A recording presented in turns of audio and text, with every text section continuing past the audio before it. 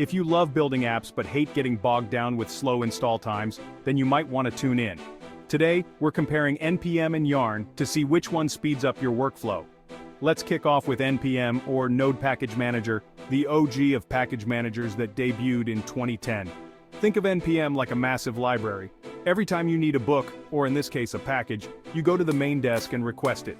NPM checks if it's available, then hands it over. Simple, right? But here's where Yarn enters, stage left, in 2016. Yarn, short for Yet Another Resource Negotiator, doesn't just go to the main desk. Nope, it's got a secret pass to a faster lane.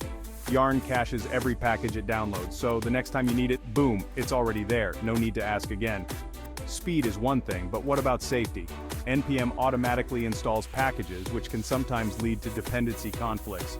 Yarn, on the other hand, is like that cautious friend who double-checks everything.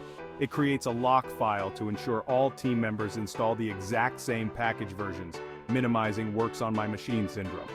Now, onto the cons. NPM has improved a lot with version 5 and above, making it faster and adding similar features as Yarn. However, it can still be a tad slower in comparison, and might eat up more memory. Yarn? While it's generally faster, it sometimes requires you to tinker with configurations more than you might like. In conclusion, if you're after speed and consistency, Yarn might be your hero.